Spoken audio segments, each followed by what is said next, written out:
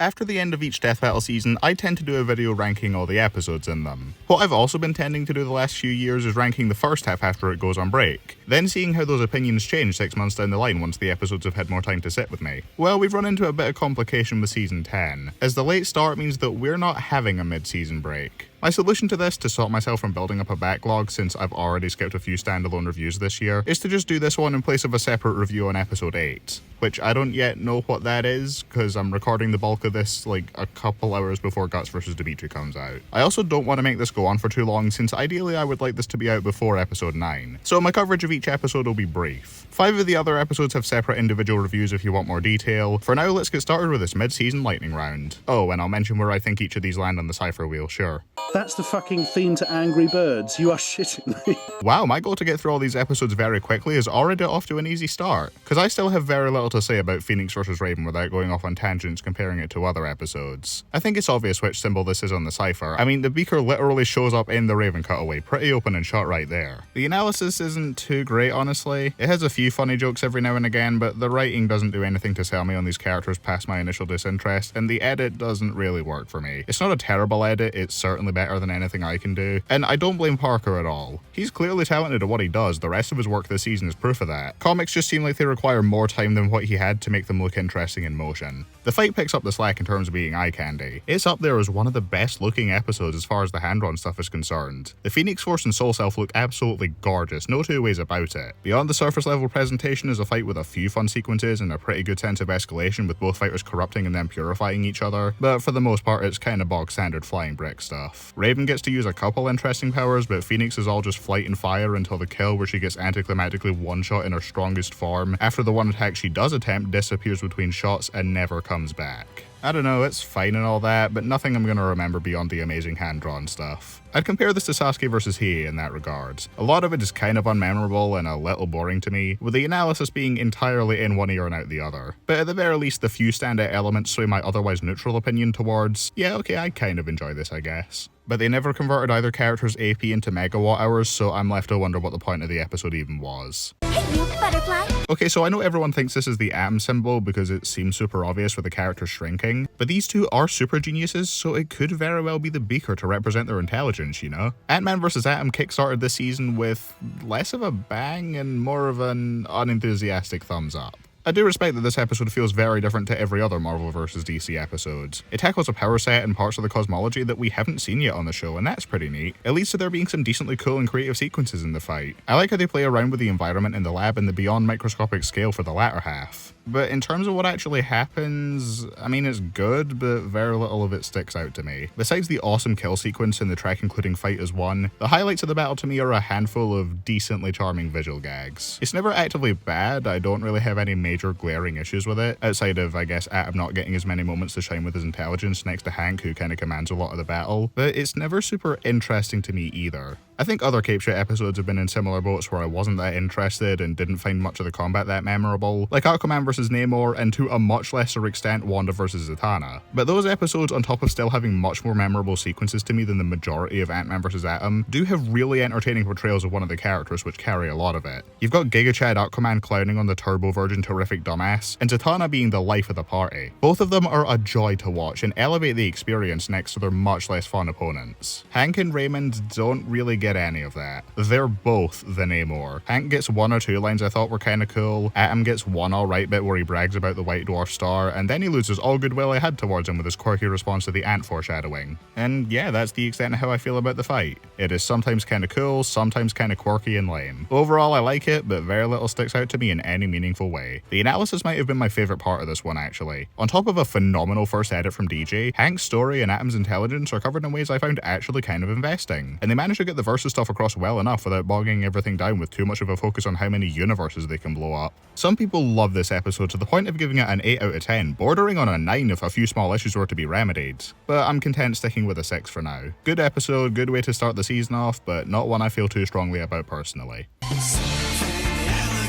I was actually kind of excited going into Martian Manhunter vs. Silver Surfer, which is quite uncharacteristic for me given the series in question, but I was looking forward to seeing Manhunter get his overdue appearance, and the Surfer seemed neat enough. I wasn't setting my expectations too high though, because most Marvel vs. DC episodes wouldn't rank any higher on this list for me. I was reasonably hoping for a solidly pretty good episode that could act as a middle ground between the season's phenomenal highs and the other cape shit episodes that I didn't really care about, and yeah, that's pretty much exactly what I got. Analyses here are pretty solid. I like how they change up the structure here. They go over their origins, but then go into feats and abilities, then use that as a way to springboard back to story in a way that actually feels natural. I especially like how Manhunter's immediately starts with noting off his powers like a scientific discovery, then once they've gone over how overpowered he is, they use that to note how OP all Martians must be, then seamlessly go into the extinction of the species and the effect that that had on John, and both rundowns ending on a note about how isolating and lonely their lives have been, but saying how they still pushed forward and used their great abilities to help those in need all over the cosmos is really compelling stuff. Thank you, Nem, for slandering Silver Surfer in my DMs constantly for the whole waiting period, because it made his analysis actually being interesting such a pleasant surprise. His origin was especially neat to learn about. The Versus stuff was all in one ear and out the other though, I'm sorry, I do not care. And I wasn't that into the cutaways, but then Wiz reluctantly fist-bumping Boomstick at the end was actually kinda charming, I like that. Boomstick also says, "I'll be a living god," and was that an intentional Community reference? Because if so, then Manhunter's analysis has the best cutaway of the season and it's not even close. Massive props to Parker on the edit as well. This is such a huge step up from Raven vs. Phoenix. The motion graphics and characters cut out from their panels managed to make the comic panels so much more visually interesting. And with the rare exceptions of a few bits of text wobbling in different directions to their speech bubbles, I never found any of it disorienting. Everything else looked great, with some of my favourite edits this season being Surfer's leg dangling over the side of his board, Death's doormat, and the Manhunter calc with the Funko Pop and the Roblox guy. The only L in the edit is the RuneScape Tavern music over the Next Time trailer. What was going on there? And as my good friend Jacob points out, the doors don't even open after the winner screen. You know, as they're known to do in every other episode. This is why we call him Eagle-Eyed Jacob. Well spotted, my friend. I'm also happy that even with our 29th Marvel vs. DC episode, they're still able to pull out some unique tones every now and again for the animation. I love the film noir vibe at the start. It sets up a very intriguing setup as to why they're there. I was worried that as soon as it went back to full colour, the tone would have been dropped completely, but I was glad to see that the music kept that vibe going for the rest of this kinda standard combat, and then pick back up even more during the ending. This fight concludes very strongly. It gets more into the philosophical monologues that Surfer's known for, having the characters both commentate on how neither of them actually summoned the other there. All they know is that they have to fight to the death, but they don't know why. And Manhunter accepts that before his incredibly well-animated hand-drawn death, moving on to the afterlife to meet his family once again. The killing blow takes out the surrounding solar system, leaving Surfer to mourn Manhunter's death as the film noir text comes back, all as he continues his monologue stating how his victory didn't come with any satisfaction. So we have a very strong start and end, but I'm not that into the middle, I'll be honest. The dragon segment's really sick, the hand-drawn stuff looks amazing, and it uses John's shapeshifting very effectively, which they continue to do as he reverts to his initial Martian design as he's dying. I also love this shot of him slashing this moon apart, it's awesome. I also very much like the voice acting. Surfer's performance by Paul is great. I'm sorry, I do not know how to pronounce that last name. I know I will get it wrong if I try, so I'm just not gonna. But I especially love Cameron Nakaz's portrayal of Martian Manhunter. His voice is genuinely relaxing to listen to, and the panic grunting when he gets tossed into the sun sells the stress he's going through very well. The rest of the fighting is all just pretty standard space laser stuff with phasing through asteroids every now and again. I appreciate some of the different perspective shots, but they can only do so much to carry a fight I don't find especially engaging. But Luis is saying that there are more hints towards the ending scattered throughout the rest of the fight, so maybe I'll pick up on some of those on repeat viewings and it will get a little better for me. There's not much else to talk about really. This is a very solid episode that I enjoyed quite a lot. It has parts that are less interesting, but nothing that I actively dislike. In comparison to the two Marvel vs. DCs ranked below it on this list, the less interesting parts weren't nearly as boring or frequent, and the high points far eclipse them as far as the script is concerned, even if those two did have some more standout visuals. And as far as the Cypher's concerned, I mean, I'm not gonna act like you can't already see where this joke is going for the rest of the segments. I guess it could be the Star or the Wave, I don't know, I stopped thinking about the Cypher seriously months ago. I can't place this alongside the peaks of the season since they deliver on action that I love on top of the cool dramatic stuff and unique tones, but as far as Marvel vs. DC episodes go, this stacks up fairly well as a really good one. I liked it a lot. I am struggling to think of what else to say. Shout out to Boomstick Luffy. Who are you?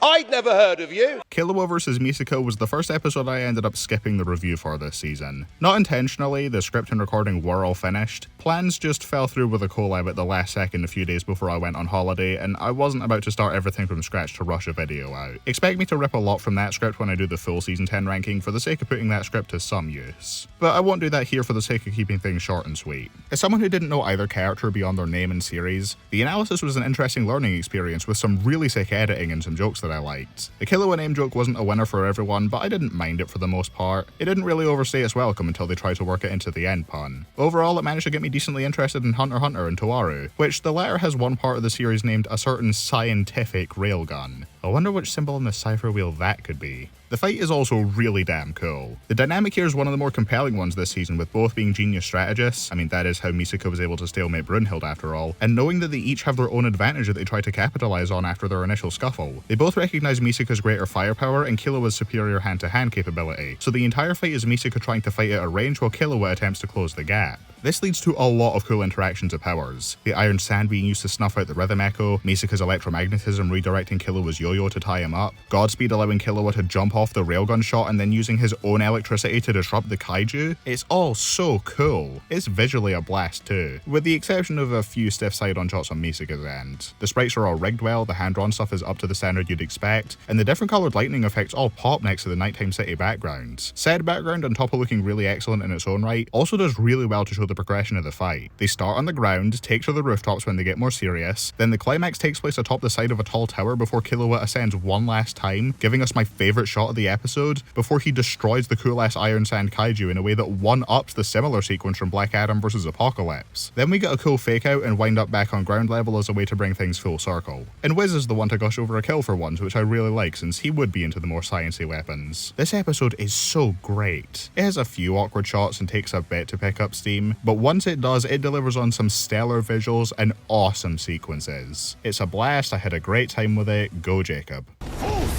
This one might be getting covered a little sooner than most people might have expected, but Chosen Undead vs. Dragonborn has already been surpassed a few times this season in my eyes. This one does fall a little flat in a few areas, with the analysis having a couple jokes I wasn't a fan of, a few weird pauses to allow sound effects to play out, and now in hindsight with Rocket vs. Stitch also being released, the constant music cuts kinda got on my nerves after a point. And the fight does have a couple awkward looking sequences, a few bits for the Dragonborn model takes me out of the tone a little because of how unintentionally funny it looks, and the biggest problem for me is that I really do not care for this bit with the first flame. The storyboards show it actively damaging the Dragonborn, but the actual episode seemingly has it do nothing and then he takes it out with ease. It makes the first flame look a little pathetic since this Fushoda doesn't seem any stronger than the one he used at the very start. You're not gonna like hearing this, but it kinda gave me Guts vs. Nightmare flashbacks. Would I still give the episode a 10 out of 10? Probably not. But at the same time, does the arbitrary number score really matter? What does matter is that this episode is still excellent in spite of the problems I have with it. Put it in season 9's lineup and it would have cracked my top 5 of that year. The analyses here are both so engaging, with the Dragonborn one being more silly and funny, while the Chosen Undead one stands out for how somber and tone it gets when covering the depressing Dark Souls lore. It's really great stuff. The fight too. What are a few distracting Wojak faces and weightless hammer swings when everything else is this top notch? The jokes that are intentional do work for me and barely take me out of the atmosphere, if even at all. And all the combat is fantastic, working in a ton of their abilities that bounce off each other really naturally. I've heard criticism thrown towards the sword fighting for primarily having one character attacking at a time while the other defends, but to my limited understanding that's how the combat works in both of these games, so it makes enough sense. And if it doesn't, correct me in the comments I guess. There are so many amazing shots here, like the Dragonborn appearing in the Chosen Undead's helmet at the start, Chosen Undead using the dragon killing bow and arrow to do exactly that, then later catching 2 bolts of lightning from the sky which they weaponize, but the Dragonborn clashes with it anyway, and potentially my favourite bit is them prepping for the Moonlight Greatsword vs. Dawnbreaker fight. The actual sword fight is cool and all, don't get me wrong, but man do I especially adore the shots of them just readying their weapons. And while the first flame portion of the ending is kinda weak to me, everything else surrounding it is still phenomenal. Chosen Undead pushing through being stabbed to choke out the Dragonborn, then telling him to prepare to die as the vow of silence wears off is metal as hell. Them linking the fire is a cool way to close off the respawn loop that previously made for a really interesting fight dynamic, and the extinguishing of said fire makes for a really ominous ending as Snakeboy has a little laugh to himself.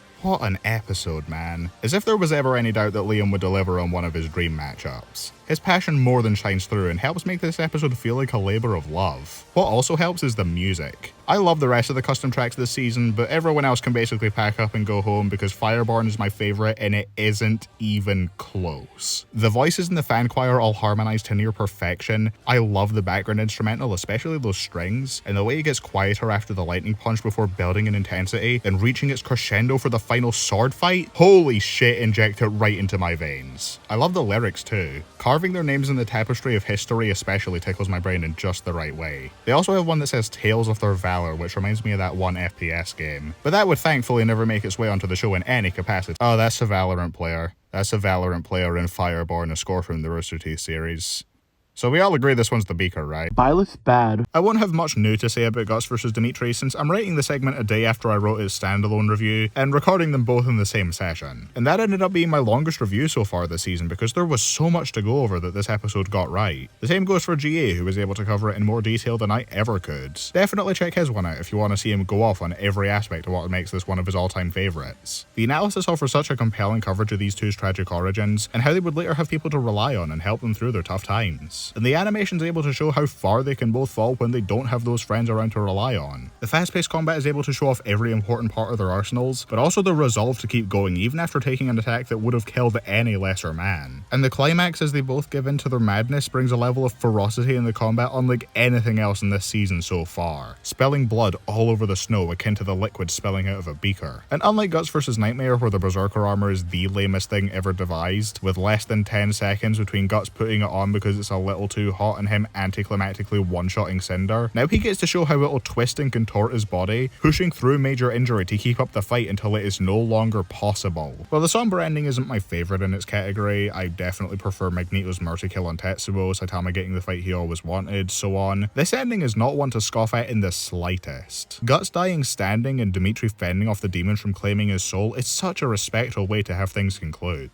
Hell, I'd say I like this a little more than the ending to Tanjiro vs Jonathan since it doesn't have those weird pacing problems. I am floored by how well this turned out. Beyond just the writing, damn near everything comes together. It looks great, the track has been stuck in my head constantly, the voice acting isn't one of the standout showings this season, but it's still pretty damn good, the sound effects all feel sufficiently weighty, it's all masterfully well done. Between this and Sauron vs Lich King, Lousy's track record with fantasy episodes has been amazing. And I love that those two, as well as Chosen Undead vs Dragonborn, all bring different tones to this genre on Death Battle. One that can get away with more goofy moments, one conveying the character's overbearing dominance on a grander scale, and one with a darker tone and more emotional ending. All three are outstanding in their own right, and I hope the next one can keep that record going strong. You were stirring up the fears of the German people, telling the world the Jedi are evil. Let me paint you a picture, son. I've mentioned before that I watched Rocket vs. Stitch for the first time with my usual group in person on our holiday in Miami. What I have not mentioned before is that after Darth Vader vs. Obito was confirmed as the next time and Kian had revealed that he was the writer, he approached both myself and GA and said,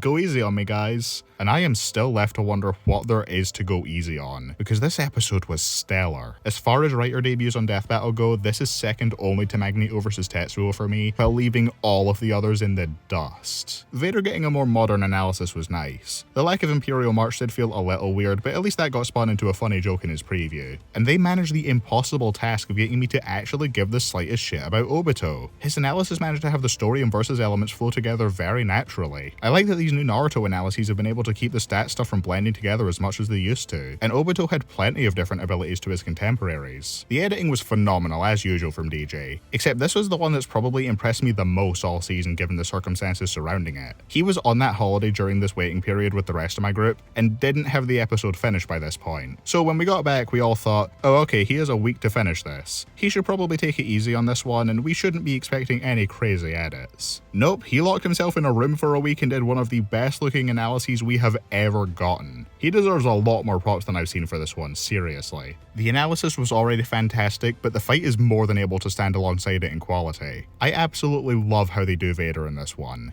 Gone is the little jobber bitch from season 2. Now we have the kind of relentless juggernaut I would expect him to be. I love how he casually walks through everything base Obito sends his way, and how he only stands a chance when he brings out the Ten Tails Jinchuriki. Every single one of his emotions is sold perfectly through his body language. Like, you can feel the anger coming out of him in this shot after the Padme illusion, despite how he still has his helmet on. Both fighters also take battle damage in this, which is cool to see as it gets across the progression of the fight very well, and it lets you feel the impact of their attacks even more. There are plenty of awesome exchanges both with their powers and with their words. The music and vocal performances are fantastic. It's all great. That all pales in comparison to the ending though, where Obito uses the infinite Tsukuyomi and traps Vader in an illusion, allowing him to spend his remaining time with Padme before the killing blow. It's not often death battle attempts genuine emotional beats because they're rarely actually needed, and doing them too often would come across as way too tryhardy. Like, seriously, I saw people saying Rocket vs. Stitch should have had a somber ending because that would have fit the tone of the fight so well, but this one's not only tonally appropriate, it manages to stand alongside the best of them. Vader getting his final moments to be peaceful and happy as the man he used to be before a seemingly painless demise is the perfect way for him to go out. This segment's been a little disorganized because there's so much to praise about this episode and I could never fit it all into such a short time frame, as well as which spot on the cipher wheel it would be since there are several applicable options. But let's be honest, it's probably the beaker. Vader's entire outer shell is a scientifically advanced experiment after all. I'd highly recommend checking out GA's review on this one because he's able to express the same sentiment I have in more detail than I would have been able to go into even in a full review of the episodes. He goes especially in depth on the ending. For now, all I can say is that I initially expected this to be Obi-Wan vs. Kakashi but dark modes. Then even after the previews were seemingly proving me wrong, I still didn't expect it to like it as much as that episode since that's one of my all-time favorites. But to my surprise, I liked Vader vs. Obito even more. It stands as this season's towering achievement so far, and it probably would have been number one had I watched all these episodes for the first time under the same circumstance. But you fail to account for the fact that I am very, very biased. Oh, my favorite! My favorite! My favorite! I love Stitch vs. Rocket so much. No other episode this season puts quite the same smile on my face as this one. Rocket's analysis is good and all, it tackles a rarely seen part of Marvel on Death Battle with a character I had an actual interest in, so that's neat. But Stitch is the main draw for me, and that shows in his analysis being probably my favourite of the season so far. Seeing a classic Disney movie character, let alone one of my favourites, getting covered is already so surreal. But pair it with a solid coverage of his story and weird spin-off material, enough fun jokes to more than outweigh the handful of clunkers, and possibly my overall favourite cutaway gag Death Battle's ever had, yeah, this is an easy standout for me. The fight's also such a fun time. Yeah, it's on the shorter side, but it manages to do so much in that limited runtime. There are so many fantastic jokes and character interactions, all of which have me smiling throughout the whole thing. The dynamic of the fight is basically the same as Carnage vs. Lucy, except here it's played more for goofs than anything else. Stitch is more than durable enough to tank everything Rocket sends his way, so he's never in any real danger until the end, and they get to play up the comedy that can arise from that. The environment looks fantastic, and the sprite work is some of the best we've ever seen for this show. Rocket already looks great, but Stitch especially has so many smooth as butter movements, and he's so damn expressive. I don't think I could have asked for him to look any better than he does in this fight. They portray him very well too, allowing him to bring his manic energy while still showing off his creativity and intelligence. So Rocket doesn't hold complete domination in that field despite how he's winning for most of the battle. The music for this one is a bop too. The Elvis vibe is like nothing else we've ever seen from a Death Battle track before, and it's such an earworm. It contributes massively towards this episode being super light, energetic, and fun from beginning to end with a ton of creative and memorable sequences. I love the ending too, with how Rocket traps Stitch in the ocean, akin to Al McWiggin in the hyperbolic time chamber, before Stitch is able to make his big comeback. The death is also one of the key examples of how explosion finishers aren't always dead on arrival. You just need the right execution. And that's right, Boomstick, killing Ice Cream Guy was an artful touch. Already this would have ranked pretty highly on its own, if maybe not quite number one, but that's where this episode's unfair advantage comes in. Watching this in person with my online friends was the most fun first viewing I've had with any Death Battle episodes, and I'll always have the association of it being what kickstarted off one of the best weeks of my life every time I go back to it. Does that kind of justification belong in an unbiased, objective review? No, obviously not. So it's a good thing I'm not doing one of those. Stitch vs. Rocket is the episode of the season so far that makes me the happiest and means the most to me, and I'm happy to call it my favourite of Season 10 so far. This bias doesn't guarantee it will remain number one when the season's over. Last season did have 3 episodes I liked more than this, so it's not impossible that it'll lose the top spot. But that's for us to see later down the line. For now, this is the episode to beat in my eyes. And if the remaining 8 episodes manage to maintain the standard the first 8 set, then who knows how this list will turn out by the end of the year. This season has been phenomenal so far. The Death Battle crew is really outdoing themselves. We'll just have to wait and see if this ends up as my new favourite season. Oh shit, I forgot to mention what spot on the cipher wheel this was. I mean, there is a massive tidal wave in the fight, so that seems like a safe bet. But both of these characters are scientific experiments, so it could be. That's all for this time, thanks for watching. Let me know in the comments what your favourite of the season is and why it's Ant-Man vs. the Atom.